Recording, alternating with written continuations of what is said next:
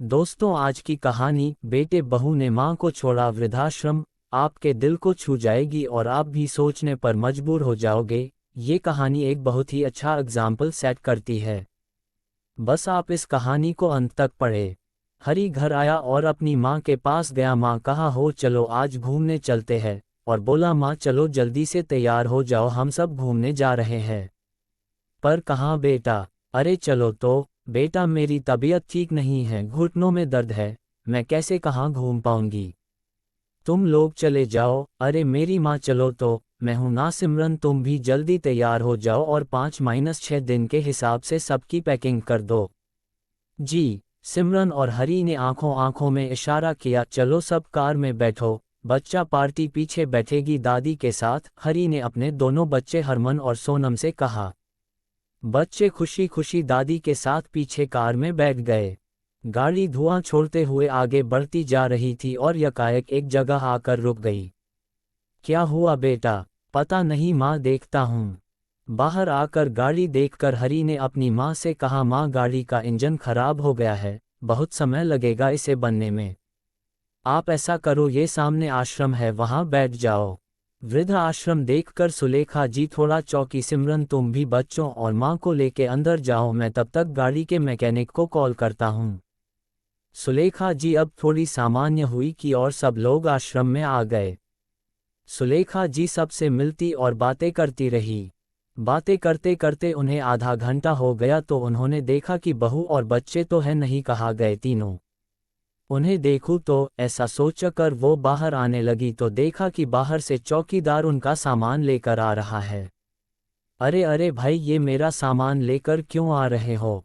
तब आश्रम के मैनेजर भी बाहर आ गए। आप सुलेखा जी है ना? जी हाँ जी, तो आज से आपका कमरा वो रहा। मतलब ये कि आज से आप इस कमरे में रहेगी। भाई साहब, आप पागल हो गए हैं क्या? मेरे बेटे की बाहर गाड़ी खराब हो गई है, वो अभी बनवा कर आता होगा। मान जी, आपके बेटे का नाम हरी है ना? जी, तो आपके हरी ने ही आपके लिए यहाँ रहने का फॉर्म भरा था क्या? इसके आगे सुलेखा जी कुछ भी सुन नहीं पाए और वही बेंच पर बैठ गई।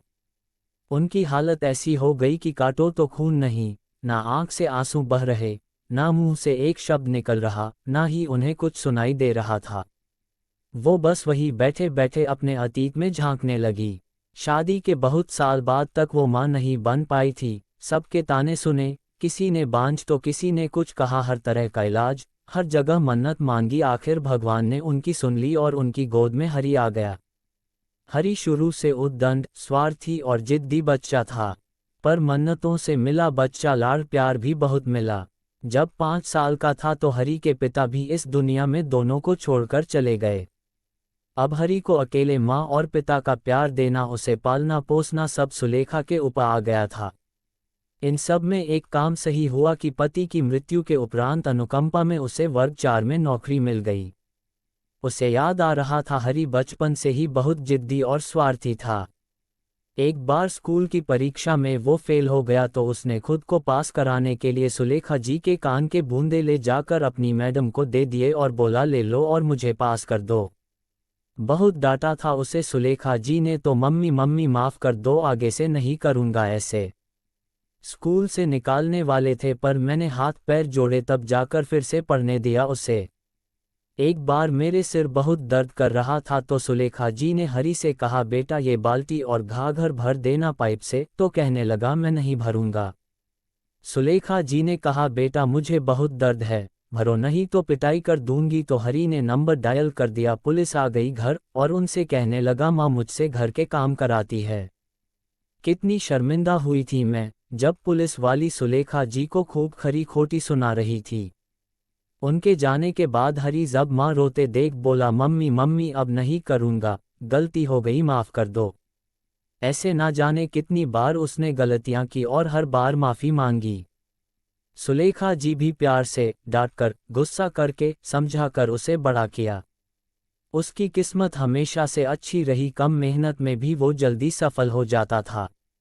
अच्छी जगह नौकरी लगी, मैं खुश हो गई कि वाह अब मेरे सुख के दिन आएंगे। पर वहाँ भी उसका स्वार्थीपन चालू रहा, इसकी टोपी उसके सिर वो डालता रहा और जब उसने इस काम को हथियार बना बहुत बड़ा कांड किया। तब उसे नौकरी से निकाल दिया गया। तब भी मैंने उसे बहुत डांटा, समझाया, फिर वही मम्मी मम्मी माफ़ कर दो, आगे नहीं करूँगा।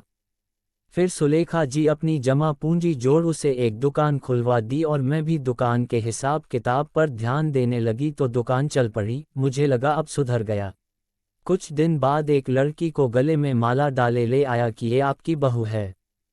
बहू? हाँ बहू। उसने मुझसे पूछा नहीं, बस बताया मैंने। फिर भी बड़ा दिल रखकर बहू का स्वागत किया। बेटे से तो कोई उम्मीद थी नहीं, तो बहू से भला क्या करती। दोनों राम मिलाए जोड़ी थी, दोनों स्वार्थी, पर मैं अब किसी से कुछ कहती नहीं। सुबह अपना काम किया और चली गई नौकरी पर। आकर शाम को अपना काम किया और अपने कमरे में।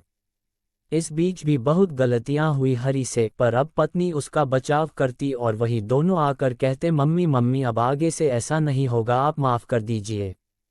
2 बच्चे हो गए दोनों के, ये एक सुख लिखा था मेरी किस्मत में। बच्चे दोनों बहुत प्यारे और मुझे बहुत प्यार करते थे। जब घर में हम तीनों दादी पोता पोती होते तो लगता यही स्वर्ग है।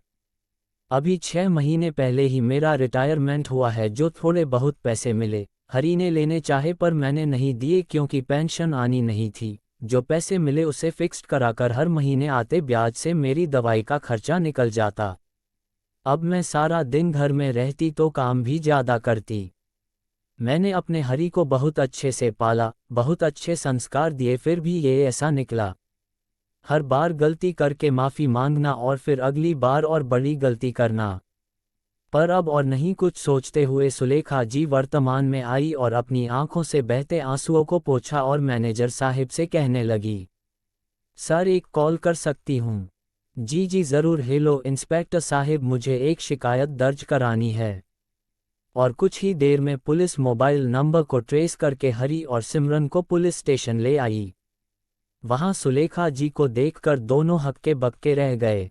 सिमरन को जब पता चला कि सुलेखा जी ने उनके खिलाफ शिकायत की है तो गुस्से से लाल पीली हो गई और कहने लगी, हमने तो आपको अच्छी जगह भेजा था पर आप कहीं रहने लायक नहीं।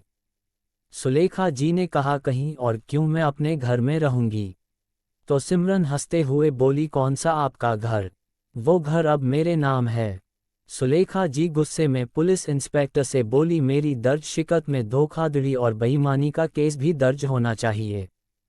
हर धारा जो लगनी चाहिए वो लगाए इन दोनों पर। सुलेखा जी का ये रूप देखकर मगरमच्छ की तरह हरी रोने लगा। मम्मी मम्मी माफ़ कर दो, अगली बार नहीं, बस अब अगली बार की ज़रूरत नहीं पड़ेगी। हरी अगर आप हमें ऐसे यहाँ जेल में बंद करवा देंगी तो आपके पोते पोती का क्या होगा? उन्हें कौन पालेगा? बेटा, कुछ बच्चों की गलतियों की सज़ा उनके माँ बाप को भुगतनी पड़ती है, जैसे मैंने भोगी। वैसे ही कुछ माता पिता की गलतियों की सज़ा उनके बच्चों को भोगनी होती है, वो तुम्हारे बच्चे भोगेंगे। ऐसा कहकर पीछे से आ रही उन दोनों के रोने की आवाज़ को अनसुना कर वो पुलिस स्टेशन से बाहर निकल आई।